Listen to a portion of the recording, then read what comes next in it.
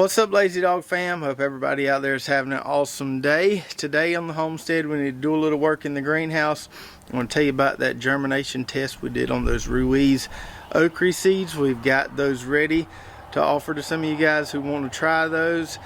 We're going to get some cucumbers started in the greenhouse. We've never transplanted cucumbers before. We're going to give it a try this year. And then we've got our English peas that we need to trellis. They're starting to grow, starting to put on some tendrils, and we need to give them something to climb on. So let's start off talking about this Ruiz okree here. So we did a little germination test in this 162 cell tray with some of these seeds we saved from last year, and after counting these 2 or 3 times, what I got was 118 of these germinated out of the 162 that we planted. So if we do the quick math there, 118 divided by 162, we get about a 72% germination rate. So not just out of this world germination rate, but still fairly acceptable. So here's how we're going to do this. So we've got these okree seeds packed in these little mylar bags here with a label on them, telling you about how many seeds are in their germ rate. And when we tested them, Abram helped shell the okree pods, get the seeds out, and then he also packed these bags last night, so he's been an integral part of this process here. And what we're going to do, as long as supplies last, is we're going to put a free packet of these in every t-shirt or every hat order on our website. So if you go to our website, lazydogfarm.com, get a hat or a t-shirt, we'll throw a free pack of these seeds in there.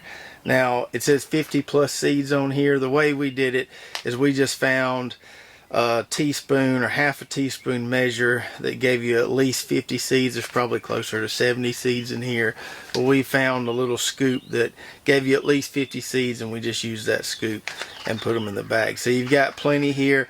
I wanted to give everybody plenty so they could grow their own. You could plant a couple seeds per hole to make sure you get a good stand, given that 70% germination rate. You can also share with your friends or whatever. So I think we have at least 50 little bags of these at this point. May be able to do a few more, so we don't have a ton, but we do have enough to share with a decent amount of you guys. And for those of you who haven't been following along, I'll give you a little history on this particular okree variety here. So this was sent to us last year by a guy who's also in Georgia. He's north of us. I can't remember exactly what city he's in, but he's a fellow Valdosta State University graduate, so we had that kind of nice connection there.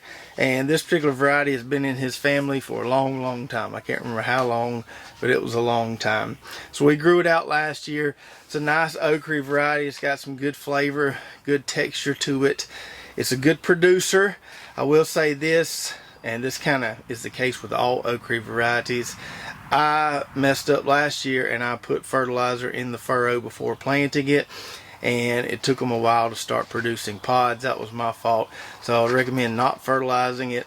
You can grow it in some pretty poor soil and it will actually produce better. That's my experiences at least. So no need to give this stuff a lot of nutrients. Once it did start producing, it produced really well. The pods stayed tender, I would say up to about 6 inches long.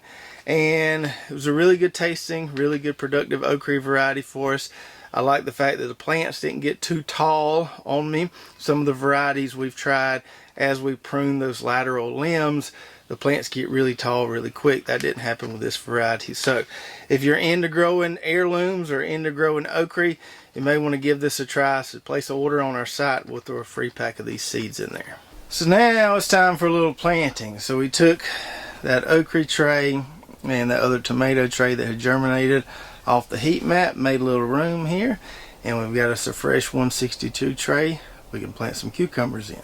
Now just to be clear, I've never ever transplanted cucumbers before, but I know it can be done because I can ride, shoot, not 5 miles from here, and you can see a big commercial greenhouse operation that has a bunch of cucumber transplants in it right now, I'm sure. So all the big commercial produce guys around here transplant cucumbers. I've always just direct seed them because they usually germinate pretty well, but I want to give transplanting a try, see if that gives me a little bit of a head start on the growing season. Cucumbers are one of those things that kind of succumb to the humidity and disease pressure once the heat really sets in late spring and early summer. So maybe putting a plant in the ground as opposed to a seed will give them a little head start and give me a little bit more productivity. I don't know, but we'll see. So we're in zone 8B down here in South Georgia, and it is the last week in February. We're probably 3 weeks, 2 to 3 weeks away from our average last frost date. I do know that these cucumber transplants will grow out much faster than a lot of the stuff we transplant, especially something like peppers. So I didn't want to start them too soon, but I think I'll have it timed kind of just right. Never transplanting, I'm not sure how long it's going to take them to grow out, but I'm thinking about 3 weeks or so. If we compare it to other cucurbits like pumpkins and winter squash that we have transplanted in the past, I expect the grow out rate or the grow out time to be similar to that. So probably maybe 3, maybe 4 weeks.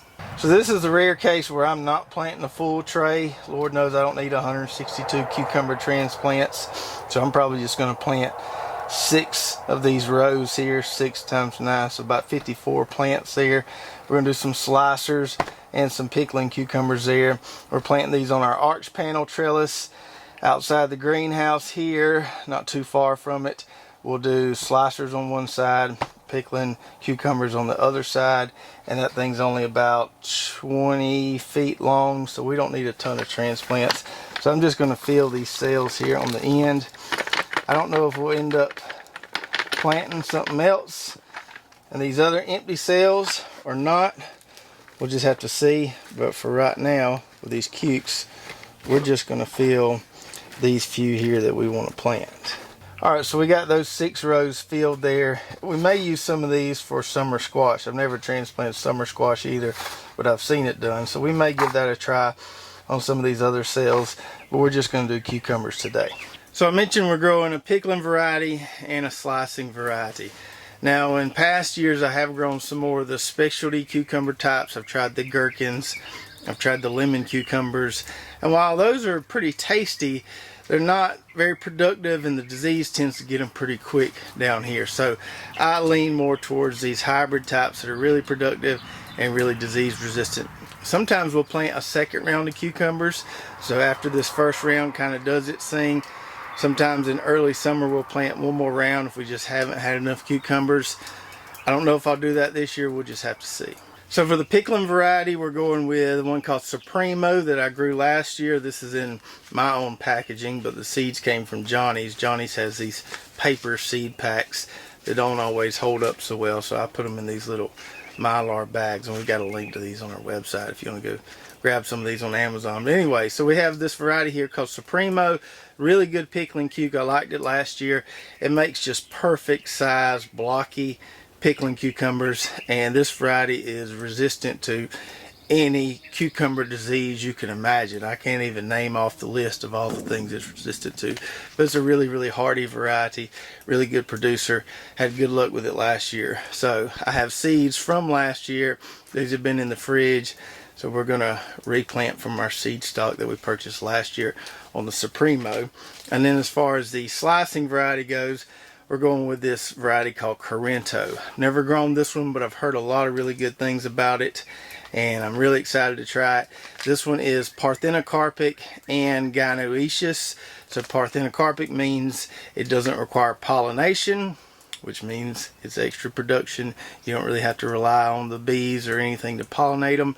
And it being gynoecious, it produces all female flowers, so you get kind of the best of both worlds there as far as maximum productivity goes. It's also disease resistant to several common cucumber diseases, not as disease resistant as Supremo is, but pretty good. Now these Corento seeds here are pretty pricey, so I'm hoping they live up to the hype.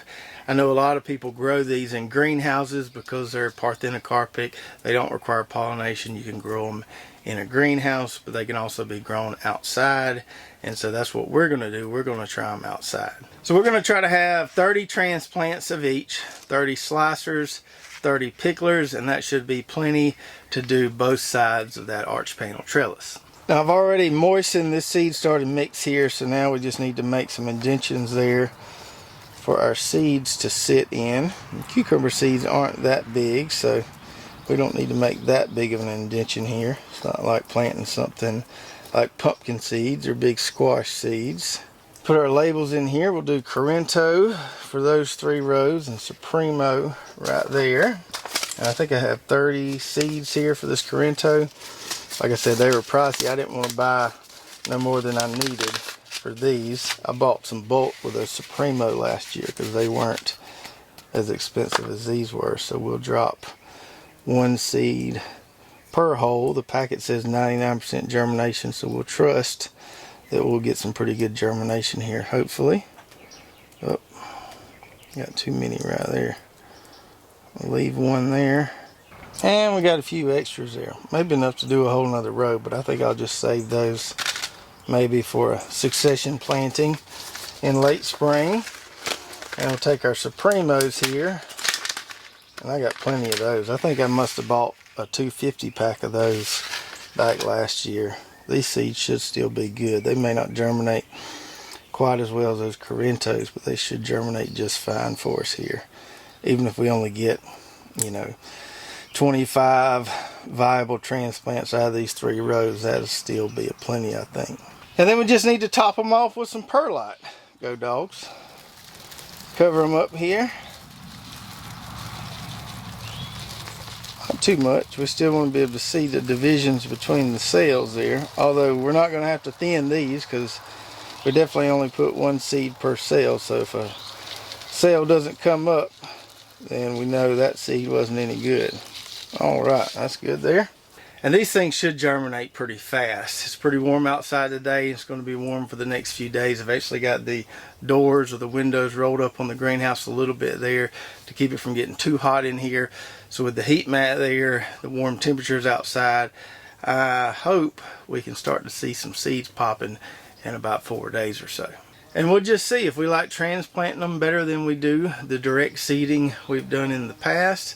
I've always wanted to try transplanting them. I just never really have. And this year, I'm just getting kind of antsy to plant stuff, especially with this warm weather this week. I know I got to wait a few more weeks to put warm season crops in the ground.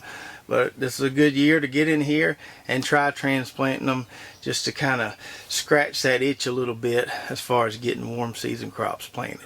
Alright, so that's enough greenhouse work for today. It almost gets too hot in there, especially on days like this during the middle of the day or the afternoon. You either need to work in there in the morning or late in the afternoon right before dark. But in the middle of the day, it's pretty toasty. So now that we've got our greenhouse work done, let's go check on these English peas. So here in this newly converted no-till plot, we've got 2 beautiful full double rows of these PLS 595 English peas. These tested my patience, took about a week and a half to germinate, but they're up good now and got really good germination on those, so I'm really happy with what I'm seeing. So as you can see here, we've got these puppies planted thick, and we don't really have no intentions of thinning them out. We planted them thick, kind of almost in a band. The seed packet said 1 inch apart. We probably got them a little closer than that, but we planted them thick back in the fall and they did just fine, so we're kind of replicating that process here. Now, one thing that's different about this variety as opposed to some of the other English pea varieties I've grown in the past, this one starts producing tendrils really early. You can see those tendrils there. It's wanting something to climb on right now, and these things are only a few inches tall. Other varieties I've grown in the past get on up about 6 inches tall before they start producing tendrils. So these are quick and fast climbers, so we need to go ahead and give them something to climb. Now this past fall when we grew these PLS 595 peas, we grew them on our cattle panel arch trellis where we're going to be putting those cucumbers that we just started in the greenhouse. I didn't want to put English peas on those again, trying to rotate everything. So we're going to need to use a different trellising system here. I don't have any more cattle panels. I've used the Hortonova trellis netting in the past and it works okay, but the peas don't really seem to climb it as well as they do the cattle panel.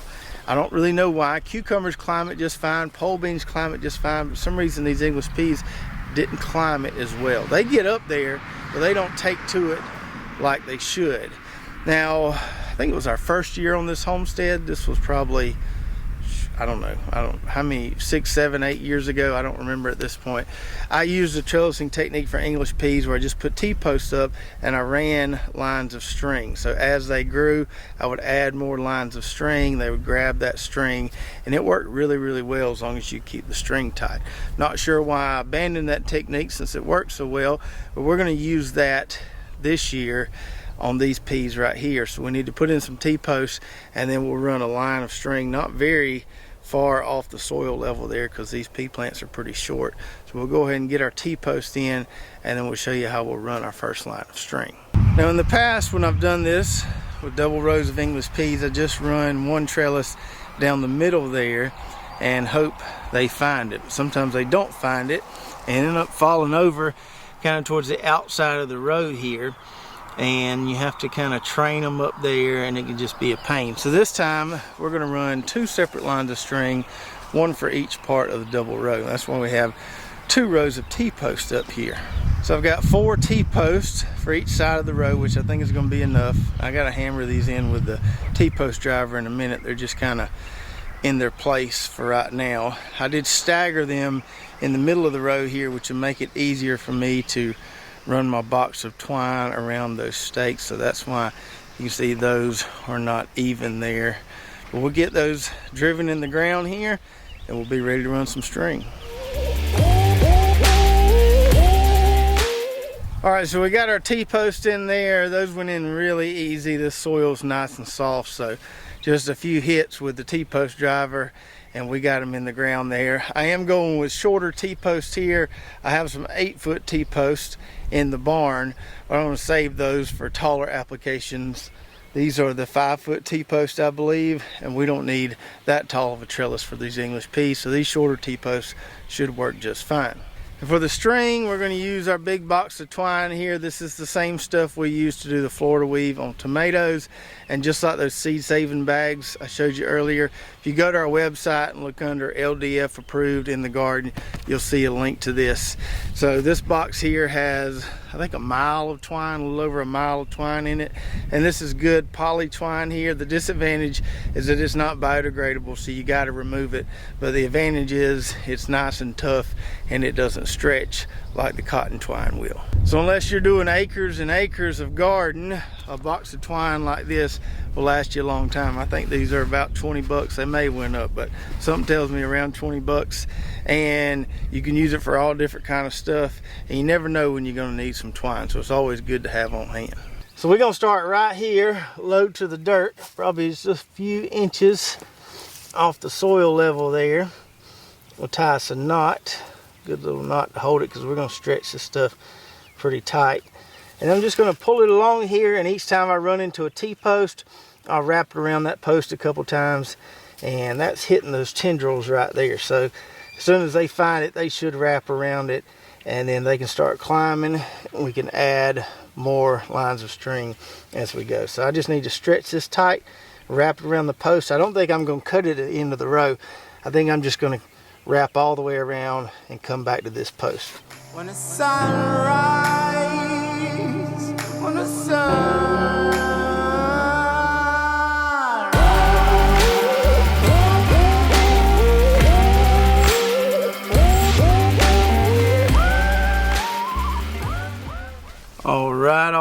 all right. So that was easy enough, right? It took less than 5 minutes to zip around there and do that. Now that first line of string required a little bending over, but the other one shouldn't be as bad. And I don't know how close we'll put our string lines here. We'll just have to see how these peas climb. But I'm thinking probably at least a line every 8 inches or so, maybe every foot. Like I said, it's been so long since I've done this technique. Hard to remember how I did it, but I'm hoping it works as well as it did the first time I tried it. And I just realized I'm short on these short T-posts here to do that second double row there. So I'm gonna have to go to town later. I need to get some more anyway, because I'll need them for my tomatoes and peppers, but I don't have quite enough to do that row there. So we'll knock that out later this afternoon. But at least good to get that one done there, get a little practice in so we know how to do it the second time around. Now I'm hoping this works just as well as it did several years ago, and I don't really see any reason why it wouldn't. And if it does work as well, this is definitely a cheaper option than using the trellis netting, although I do like the trellis netting for some things in the garden. I can't remember what the trellis netting is running nowadays, but like I said, this box here is around 20 bucks or so, and you won't even come close to putting a dent in this box on just a few rows of English peas. Now, as far as the time to install, I do think the trellis netting is probably a little quicker because you put it up once and you're done, whereas this we have to add more lines of string. I do think this is easier than using cattle panels though, because those things are heavy and cumbersome, and this was a lot easier, just running that line of string, making a loop around that double row there. So cheaper than trellis netting, easier than cattle panels, and if it works as well as it did last time, this is going to be my go-to English pea trellising method from here on out. And who knows what the eventual harvest will be here. If things get really hot really quick in the next month or so, that's not going to be good for these peas. But they're looking really good now, so I have high hopes. If you remember back when we planted these, I told you this is the earliest I've ever planted English peas. I think we planted these late January or so. Never planted them that early. Did take longer for them to germinate, but they're up now, and hopefully we're going to be able to take advantage of the cooler weather in early spring and be done with these guys, have all our peas harvested, put them in the freezer before things get too hot. So let me know what you think about my pea trellis here. Have you ever tried this method, or maybe tell me your favorite method, your tried and true method for trellising English peas. And also on the cucumbers, let me know what your favorite pickling variety and slicing variety is. I have several favorites that I've grown over the years. I really like the Max Pack. That's another good pickling variety. As far as the slicers go, I really like Stonewall, Diomede, Olympus. All those were good ones for me. Excited about trying the Corinto to see how they compare. And if you've tried Corinto before, let me know how it did for you. And if you're watching on YouTube, don't forget to check out our affiliate links below. Lots of great companies that have garden seeds and a lot of other awesome garden products. And if you want to try this Ruiz okree here, all you got to do is go on our website, purchase a hat or a t-shirt, and we'll throw a nice big pack of seeds in there so you can give this variety a try, and you'll still have plenty to share with your friends. And like I said earlier, this is a while supplies last deal. Once I'm out of seeds, I'm out of seeds until next year. I'll put a little banner on the top of our website there at lazydogfarm.com that says free pack of okree seeds with every hat or shirt order. When that banner is gone, that means the okree seeds are gone. And if you did enjoy this video, make sure to subscribe, hit that notification button, like and share, and we'll see you next time right here at Lazy Dog Farm. Oh, farewell, by the beauty of your life.